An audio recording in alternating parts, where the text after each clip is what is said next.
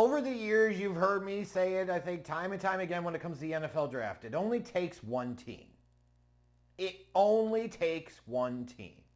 And at some point in time, most years, in round one of the NFL draft, there's going to be that one team that makes the big trade up, that one team that takes the big risk or gamble, that one team that blindsides the fuck out of everybody with what they do. That's just the nature of the beast, right? When you're talking about 32 teams in the league, inevitably you're going to have teams with different perspectives and different opinions, different ratings, different philosophies, all of that. So we should never be surprised when some type of screwball thing that the fans and the draft media, the experts, if you will, didn't see coming, happens. Right? Now, a lot of times, the reasons that these get a lot of reaction by the masses that generally think it's pretty stupid is because it ends up being pretty stupid, right? Now, that didn't always have to be the case, but sometimes there's something to that. But my God, what the Atlanta Falcons did last Thursday night, well, I guess 2 weeks ago now, with taking Michael Penix Jr., number 8 overall. Where in the fuck did this come from? And before I rip this down as the ridiculous farce of a decision that it was in the context of what it is, maybe it's important to try and understand what could have been going on here in the Falcons' minds. That's important, right? Even if you immediately don't agree with something, it can be helpful to understand the other perspective. And these are just guesses, but some of them may be more educated than others, right? Maybe the thought process here was that piece around, you're hearing a lot of talk about succession plan and seeing teams like the Chiefs with the Alex Smith to Patrick Mahomes transition, the Packers with the Brett Favre to Aaron Rodgers transition, the Aaron Rodgers to Jordan Love transition. The Falcons say, hey, we've got Kirk Cousins. Yes, we've paid him a ton of money, but he's in his late 30s. He's not going to be here for 10, 15, 20 years. We're looking at a spot where we feel like we found a guy that could be that guy for 10, 15 years down the road.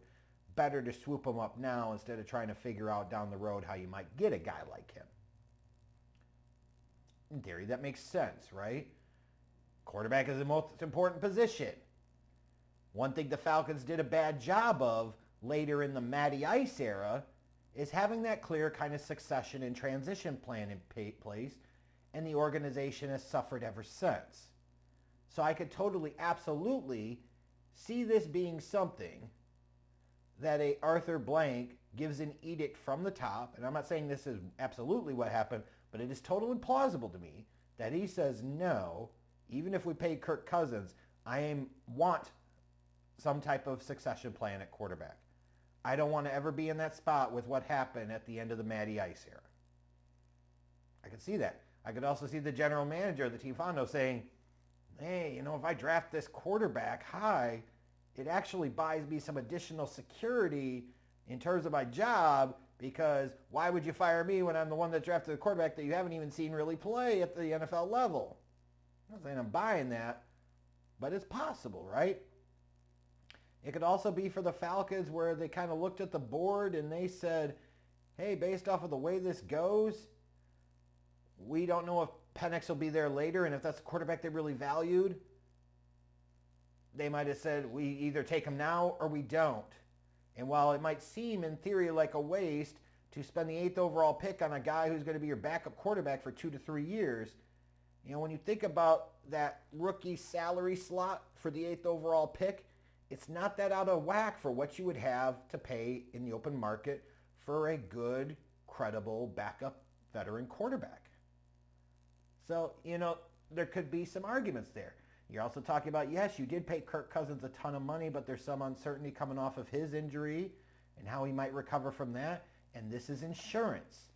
And I'm saying all of this to say, man, I'm trying to put the best positive spin forward, but This was dumb.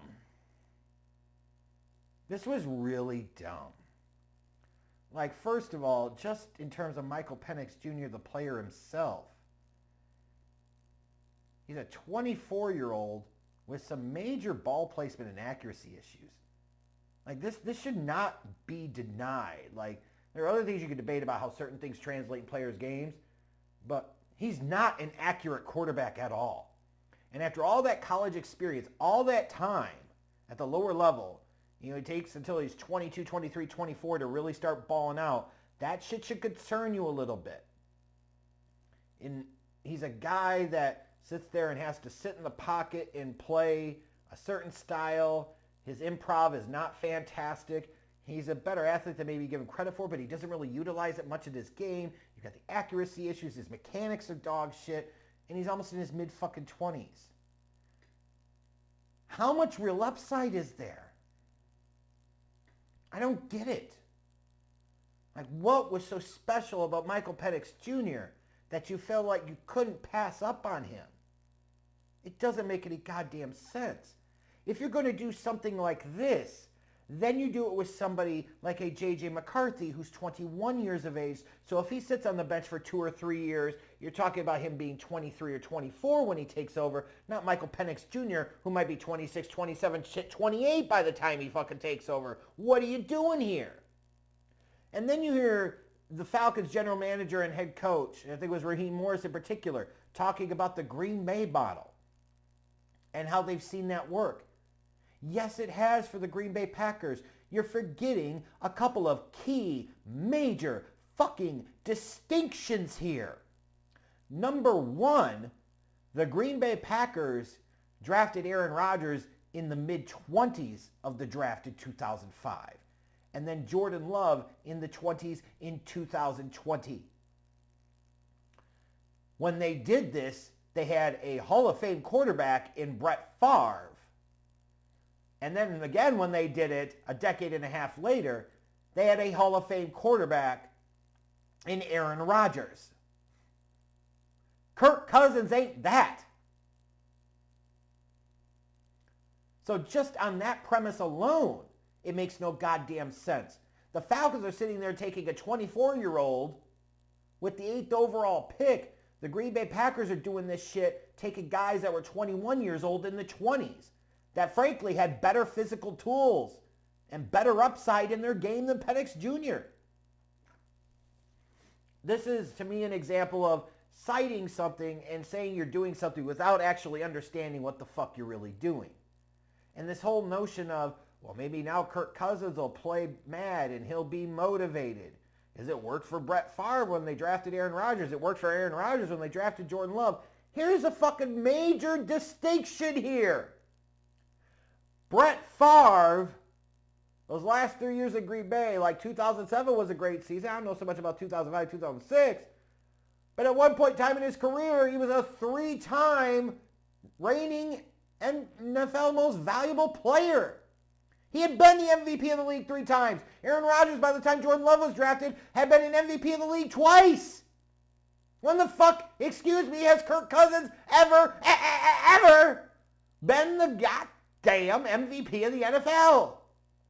And magically he's going to find this form at 36 coming off of a fucked up Achilles? Without a Justin Jefferson to throw to? You must be out your goddamn mind.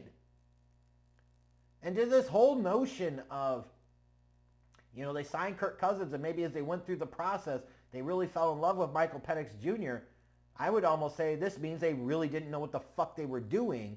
They panicked and went out there and potentially tampered for Kirk Cousins and then realized at the last minute of, oh no, we actually really do like Michael Penix Jr. Now what do we do? That should be concerning too. Now there could be a play here that maybe the Falcons thought, since they could get caught and penalized for tampering to sign Kirk Cousins, that if the league's going to take like a future first round pick from him in 2025 or 2026, it's possible, right?